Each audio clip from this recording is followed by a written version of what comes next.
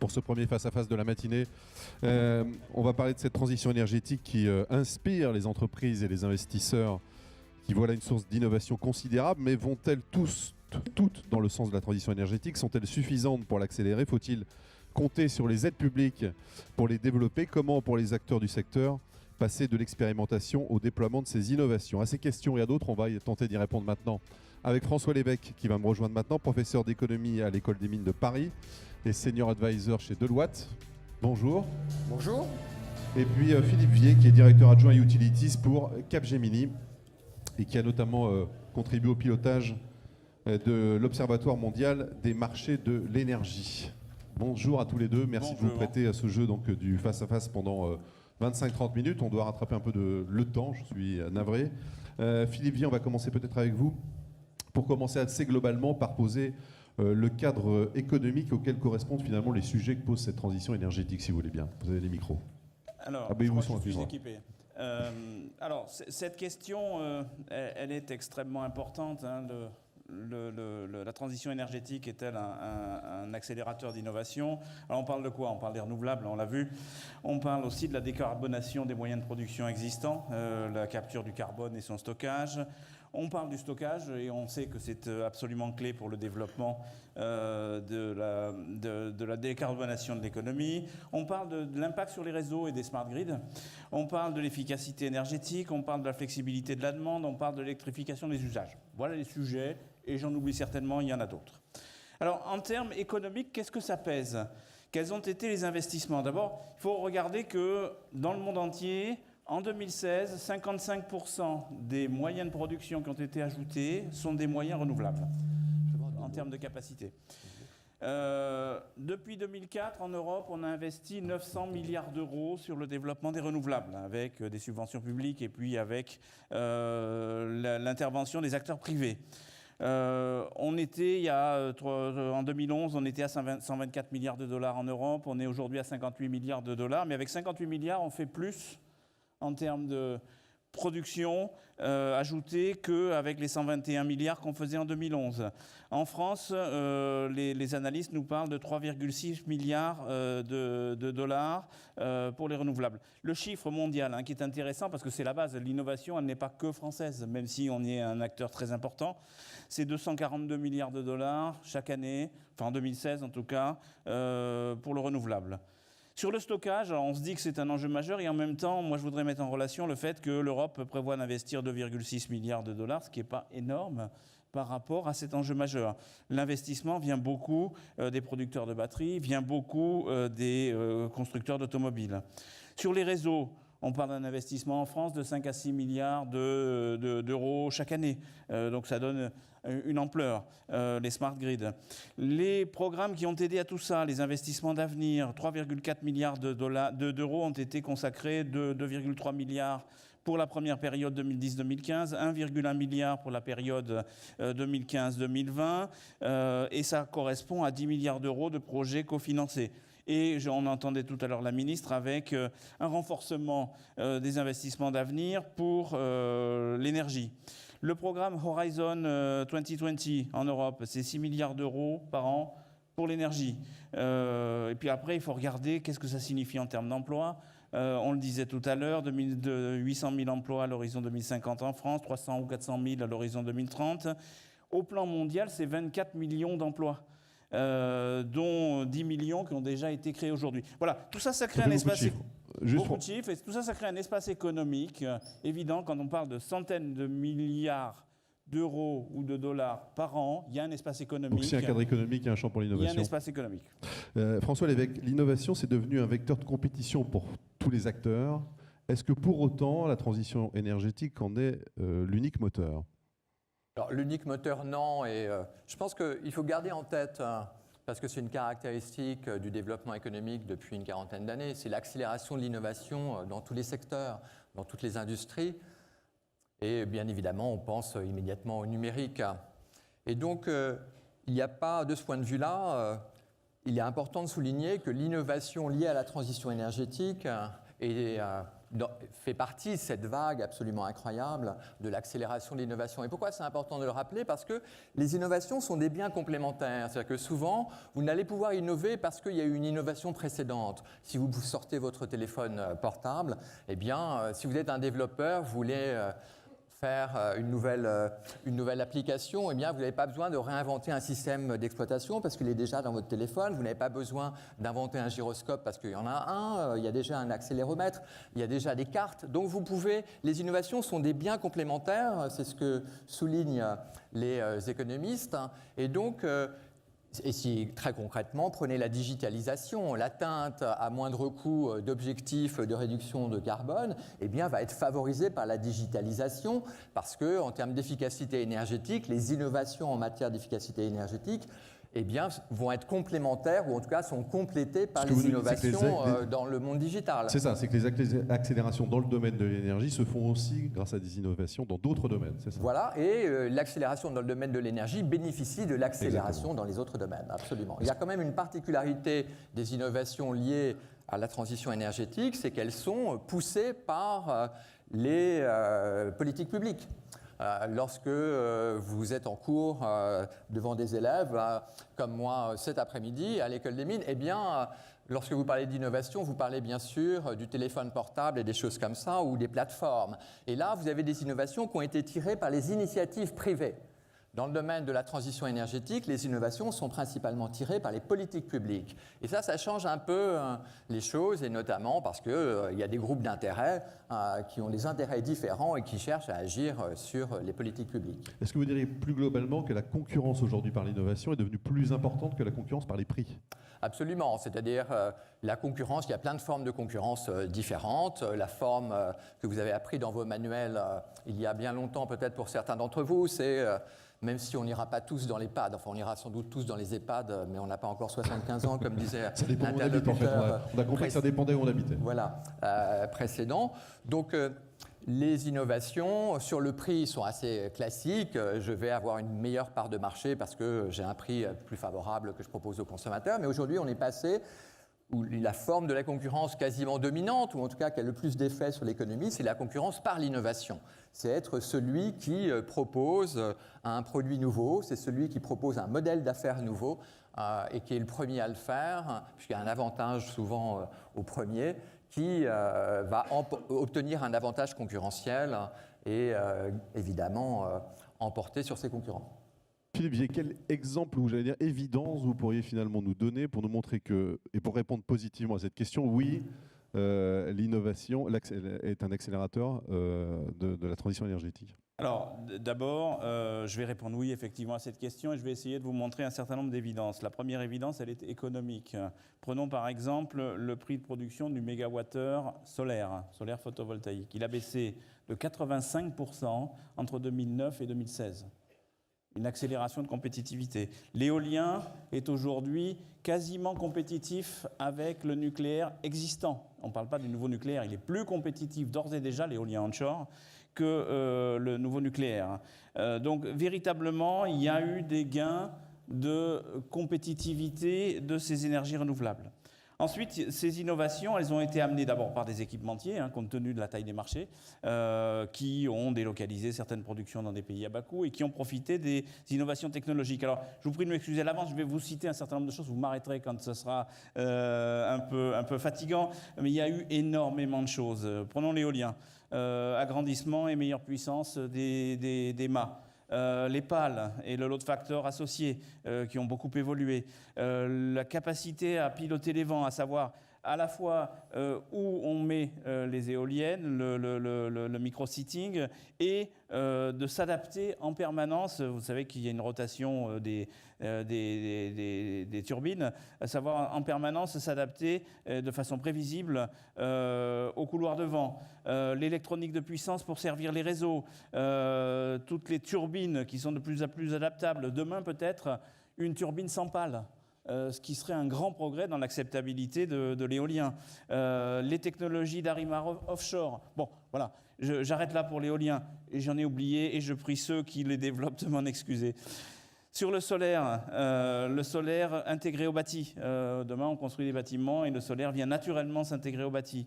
Les cellules souples organiques pour améliorer la photosynthèse, les panneaux à base de films solaires, les peintures solaires. Je ne parle même pas de la route solaire. Par ailleurs, le digital micrositting, vous savez, Google a sorti une analyse des images satellites pour savoir sur quel toit il y a du gisement, à quel endroit il faut installer les éoliennes, les drones d'inspection des fermes solaires. Vous savez, aujourd'hui, pour regarder si une ferme solaire et quels sont les panneaux qui fonctionnent, on fait passer un drone par-dessus, on regarde la chaleur qui s'en dégage et quand il y a un panneau qui est froid, c'est qu'il ne fonctionne pas. Le solaire transparent, le pilotage centralisé d'actifs répartis, c'est valable pour le solaire, c'est valable pour l'éolien, c'est-à-dire qu'on a des actifs répartis, ils sont parfois en mer et on est capable de façon centralisée de les piloter et d'optimiser leur production. Sur le stockage, alors on a eu des innovations plus sur la fabrication annoncées, puisqu'elles ne sont pas encore en fonctionnement, c'est la Gigafactory de Tesla. Il y a énormément d'innovations en cours sur la recherche, parce qu'aujourd'hui on est sur des technologies un peu anciennes, le lithium-ion. Il y aura d'autres technologies qui vont arriver, on ne sait pas exactement quand.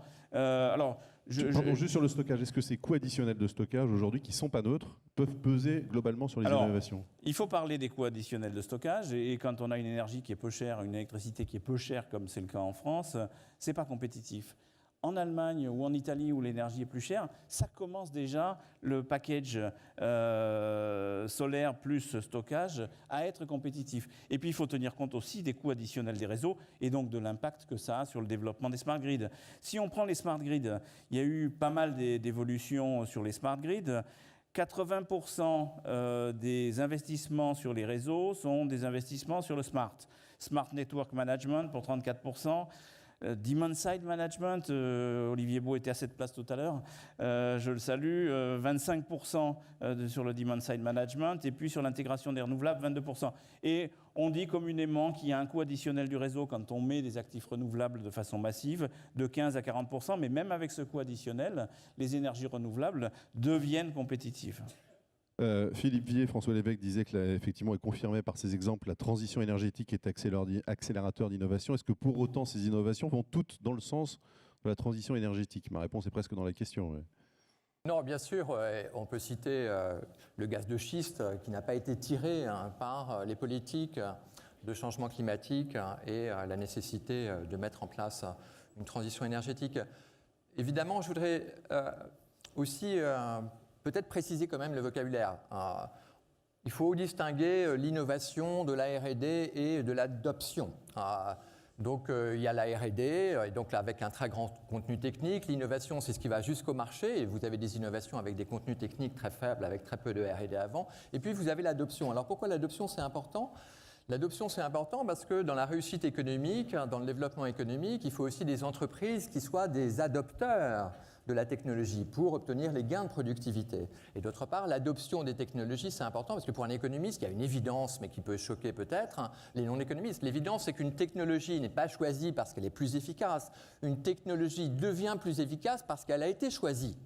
D'accord ? Et on le voit bien dans le cadre des éoliennes ou du solaire, c'est-à-dire qu'on a ces effets d'apprentissage dans le domaine du solaire. Dès qu'il y a un doublement de capacité installée, on a une diminution de 20% du coût. Donc l'adoption, c'est un phénomène absolument essentiel et c'est ça qui explique pourquoi des technologies finissent par l'emporter. Alors les économistes adorent les modèles et les choses un peu simples, mais vous avez un modèle vraiment très intuitif pour expliquer que c'est cette adoption qui va faire qu'une technologie devient plus efficace. Vous prenez au départ, vous avez une urne avec une boule blanche, une boule rouge, et si la règle de tirage, c'est vous tirez la blanche, vous mettez 2 blanches, et vous tirez la rouge, vous mettez 2 rouges, eh bien, très rapidement, enfin, quand vous faites un nombre de tirages infini, eh bien, vous aurez quasiment que des boules rouges ou que des boules blanches dans votre urne. Et donc, c'est parce qu'on investit et plusieurs entreprises adoptent la même technologie et donc les coûts diminuent. Donc, c'est absolument clé de parler de l'adoption des technologies et pas simplement de l'innovation ou de la R&D. Est-ce que la question, et on n'en parle peut-être pas assez, du rythme de l'innovation, est-ce qu'elle n'est pas fondamentale? C'est-à-dire, par exemple, pour aller sur un objectif de 2050, on y va comment et à quel rythme? Est-ce qu'on innove d'un seul coup à tout va Ou alors est-ce qu'on prend son temps? Oui, alors ça c'est une question qui est assez peu abordée, c'est-à-dire que tout le monde intuitivement se dit il faut aller le plus vite possible. C'est-à-dire que vous avez un objectif à atteindre en 2050, donc vous pouvez le faire de façon linéaire, vous pouvez faire une courbe concave, une courbe convexe, c'est-à-dire que vous pouvez soit faire des efforts très très rapidement les 10 premières années et puis un peu moins d'efforts et vous atteindrez l'objectif, soit une solution alternative, au début pendant les 10 premières années, avant d'atteindre un objectif à l'horizon 40 ans, vous faites relativement peu d'efforts et puis vous allez accélérer les efforts vers la fin. Donc vous avez des choix différents. Mais à partir du moment où l'effort est fait de faire ou en tout cas la politique prise, l'orientation, c'est d'aller le plus vite possible dès les 10 premières années, la conséquence c'est que vous prenez des technologies qui sont sur étagère. D'accord ? Vous n'allez pas prendre les technologies qui vont être inventées demain, puisque justement vous faites en sorte d'aller vite pendant les premières années. Donc ça, c'est extrêmement important parce que vous avez des effets de verrouillage. Et si vous utilisez certains sites pour mettre des éoliennes, vous n'allez pas utiliser ces mêmes sites avec des éoliennes plus efficaces dans 10 ans, ou en tout cas pas exactement au même endroit. Et donc, c'est très important de garder quand même ouvert la possibilité de faire des efforts demain, parce que demain, on choisira des technologies plus performantes, parce que les technologies sur étagère dans 15 ans seront plus performantes que les technologies sur étagère aujourd'hui. Vous, personnellement, François Lévesque, vous êtes plutôt partisan de quoi? C'est plutôt l'étagère qui vous fait de l'œil aujourd'hui? Moi, ce qui me frappe, c'est que on a un peu tendance à faire trop d'efforts très très vite et à pas s'interroger tout simplement. C'est-à-dire que je n'ai pas fait de calcul macroéconomique sur est-ce qu'au niveau de l'Europe ou au niveau de la France, il serait plus intéressant d'aller d'abord très vite et ensuite un peu plus lentement ou l'inverse. Mais c'est quand même une question importante parce que les économistes s'intéressent à des coûts d'atteinte de l'objectif. Il y a un objectif politique donné, eh bien, comment faire pour que cet objectif soit atteint au moindre coût? Et ça, c'est très important pour les contribuables et pour les citoyens. Concernant le nucléaire, par exemple, quel est le défi en termes d'innovation et en termes de rythme également? Alors tout à l'heure, on a parlé de la décision récente du gouvernement, et c'est vrai que je fais partie de ceux qui s'en félicitent, parce que vouloir fermer des usines qui produisent de l'électricité, qui sont considérées comme suffisamment sûres par l'autorité de sûreté et un opérateur qui considère qu'il continuera de gagner de l'argent s'il ne les ferme pas, vous jetez de l'argent par la fenêtre. Ce n'est pas simplement un problème de carbone. L'argument, évidemment, est important. Si on ferme les centrales nucléaires, si on les avait fermées ou si on voulait les fermer en 2025, ça serait, comme ça a été souligné, un désavantage en matière d'émissions. Mais ça serait aussi de l'argent jeté par les fenêtres. L'accélération de la sortie du nucléaire en Allemagne, donc avant Fukushima, il y avait un calendrier avec une dernière fermeture en 2036. Après Fukushima, le calendrier de fermeture a été accéléré. Et l'ordre de grandeur, c'est 100 milliards d'euros. C'est-à-dire que c'est 100 milliards d'euros perdus pour l'économie allemande d'avoir accéléré ainsi la fermeture des centrales nucléaires. Donc ne jetons pas d'argent par les fenêtres. Philippe Vier, l'innovation dans le renouvelable, elle a aussi été beaucoup dopée par les subventions, il ne faut pas se le cacher. Sachant qu'aujourd'hui, il y a un petit peu moins d'aide, est-ce que vous pensez que là, on arrive à un marché qui est beaucoup plus mature, beaucoup plus compétitif?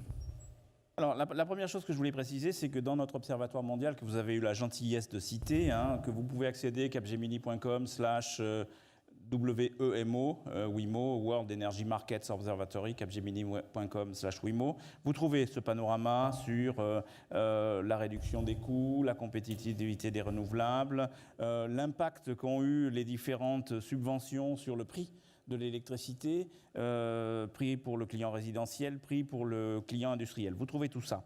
Alors, clairement oui, on a subventionné massivement et il faut bien donner une impulsion publique. Quand on a une politique de décarbonation, ce n'était pas évident, les technologies n'étaient pas complètement prêtes et mûres.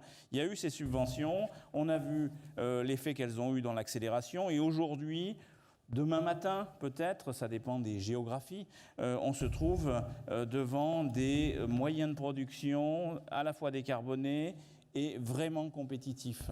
Alors, si on a plus de soleil, l'appel d'offres de l'Arabie Saoudite, où c'est $17 du mégawattheure pour une... 17,8. 17,8. Bon, nous, on n'en est pas là. On est plutôt 50-60, voire un peu au-delà. Mais on prend ce chemin-là malgré tout. Vous diriez qu'on est dans un basculement ?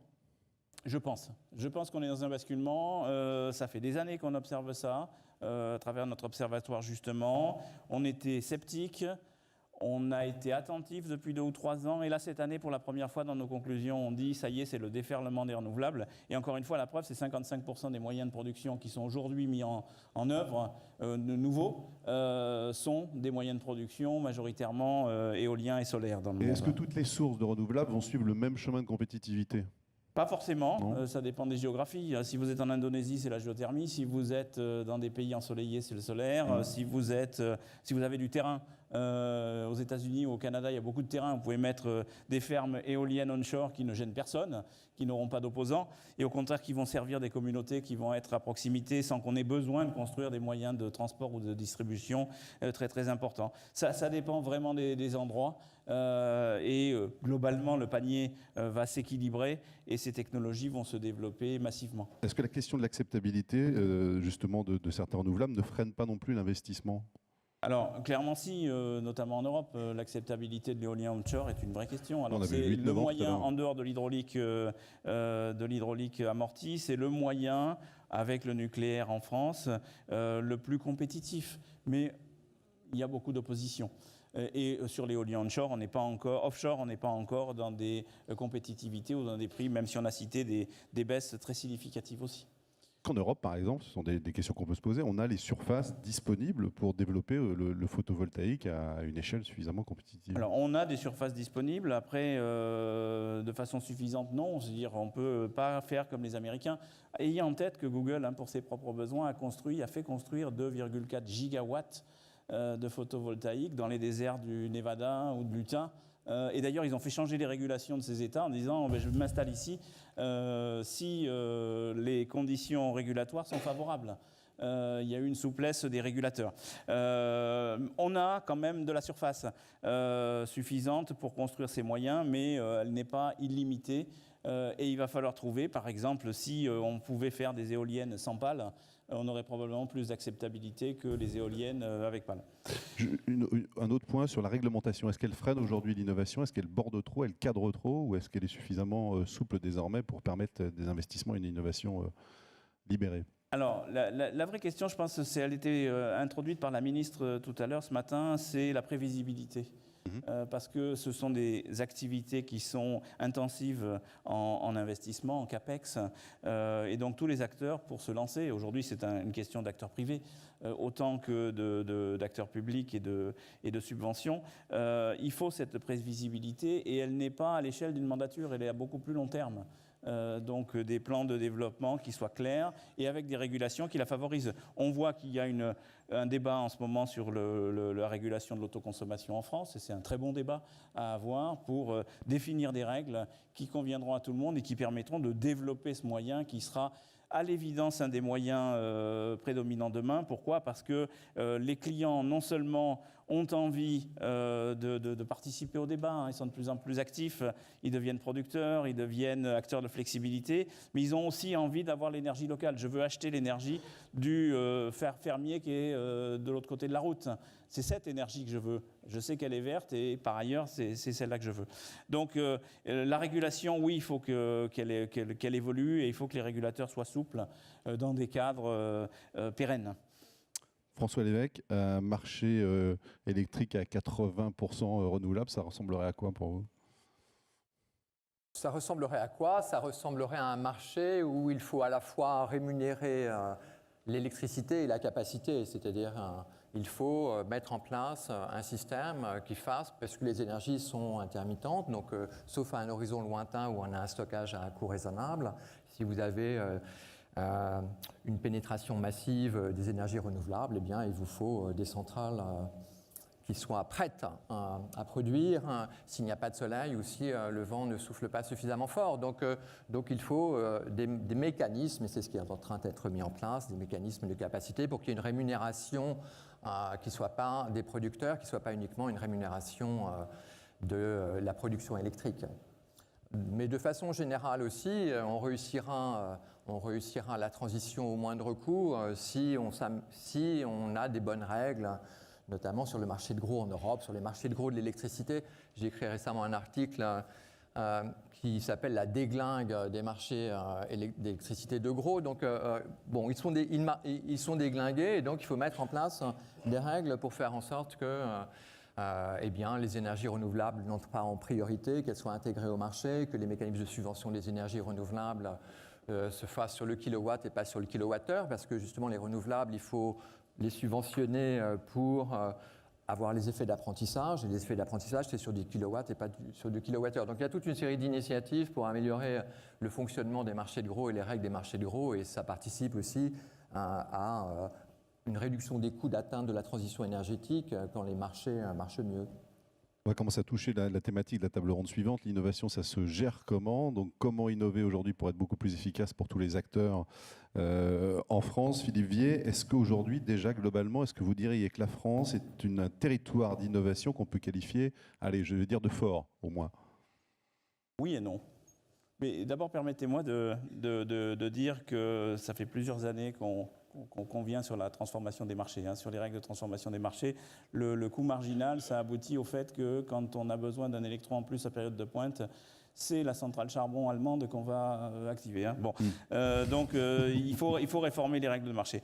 Alors, l'innovation, oui, on est fort en France. Vous savez, quand le fameux slogan, on n'a pas de pétrole, mais on a des idées. Et c'est vrai qu'on a des idées. On a une banque publique d'investissement qui est formidable, qui aide les acteurs à se développer. Mais vous diriez qu'on a plus d'idées que de force d'action? Moi, je pense qu'on a plus d'idées que plus de difficultés à passer à l'échelle. Alors pourquoi? Parce que d'abord, les acteurs qui participent à l'innovation sont très nombreux. Les énergéticiens, les équipementiers, les acteurs du numérique, les constructeurs de bâtiments, les constructeurs de véhicules, la grande distribution, les acteurs de niche, les startups. Bon, tout le monde, dans des écosystèmes. Et il y a beaucoup d'idées qui naissent. Les acteurs de l'énergie ont mis en place des usines digitales, des start-up factories, etc., pour favoriser l'innovation, qu'elle soit interne ou qu'elle soit externe en écosystème avec d'autres partenaires. Moi, je pense qu'il y a par ailleurs, on voit une difficulté à passer à des innovations à grande échelle. À très grande échelle. Quels sont les nouveaux modèles d'affaires ou les nouveaux modèles d'opération qui se sont démultipliés à grande vitesse ces dernières années? On en voit peu. Alors, on en voit peu pourquoi? On en voit peu parce qu'il y a une concentration insuffisante des efforts. C'est-à-dire qu'on va générer de l'innovation un peu dans tous les domaines, sans forcément choisir les domaines d'innovation. Chaque entité, chaque BU va avoir sa propre logique d'innovation. On voit des acteurs, je vois des acteurs en Europe, alors je vais les citer, les Enel, les Eneco, les E.ON, les Centrica, qui choisissent des domaines d'innovation limités et qui mettent beaucoup de moyens sur ces domaines d'innovation, beaucoup de puissance. Il y a aussi une difficulté, c'est qu'à l'évidence, on sort un peu de l'énergie. On voit bien que ce sont de nouveaux usages, de nouvelles mobilités, que quand on fait du smart home ou du smart building, on ne traite pas que de l'énergie, on traite plein d'autres choses. On traite du confort, etc.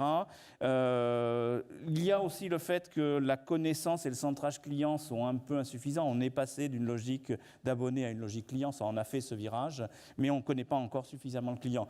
Grâce aux données qu'on va avoir des compteurs intelligents, ou des smart grids, on va mieux connaître le client ou des communautés.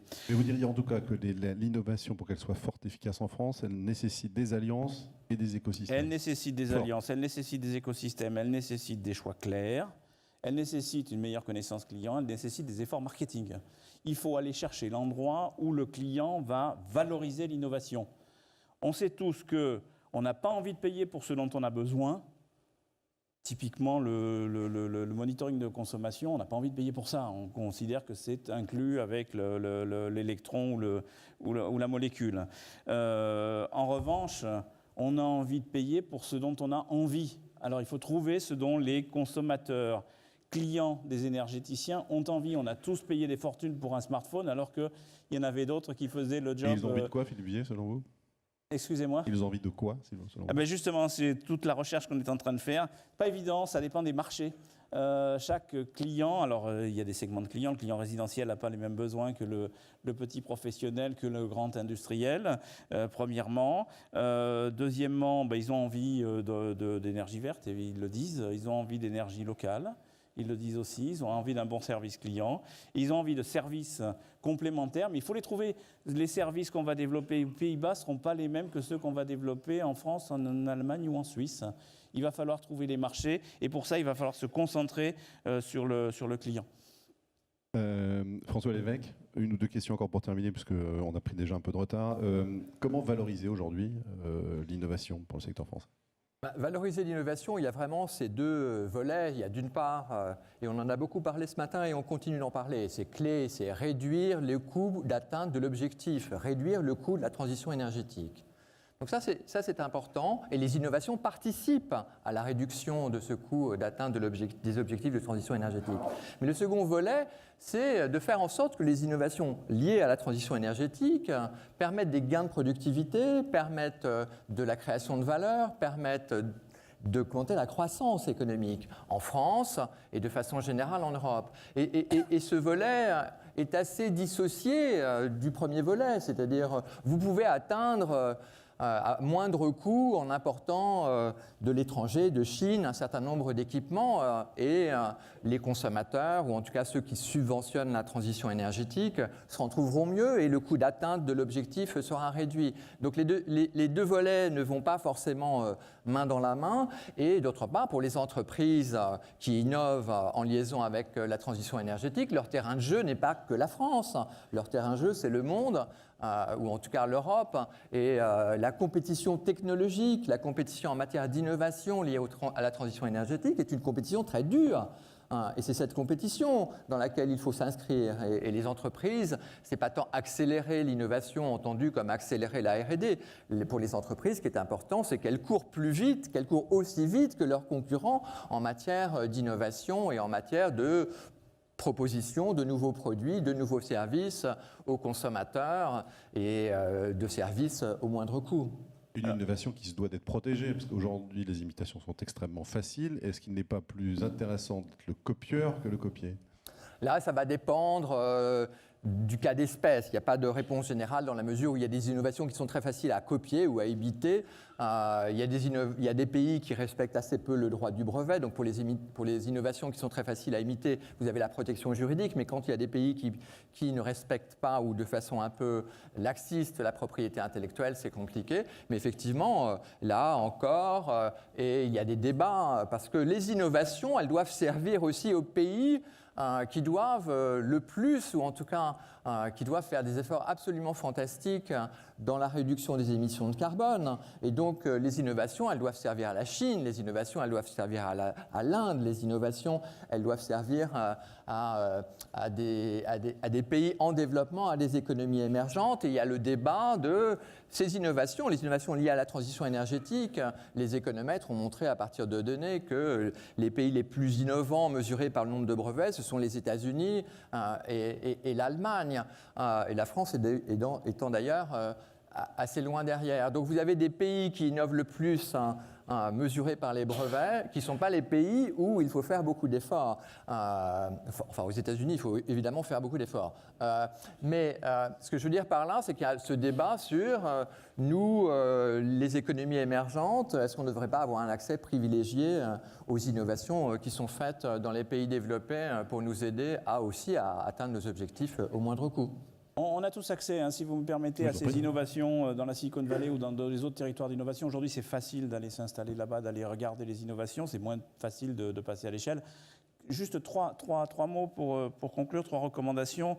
Je le disais tout à l'heure, pour passer à l'échelle et pour réussir l'innovation au service de la transition énergétique, des directives claires, avec de la prévisibilité à long terme, intensifier le rôle du client des collectivités dans l'innovation, les mettre au centre, et puis avoir une orientation résultat des travaux. Enfin, on est dans un monde où, avec l'état financier qui est le nôtre, en termes d'État ou en termes d'entreprise, il faut absolument des résultats et développer des nouveaux gisements de revenus et de marge plus importants.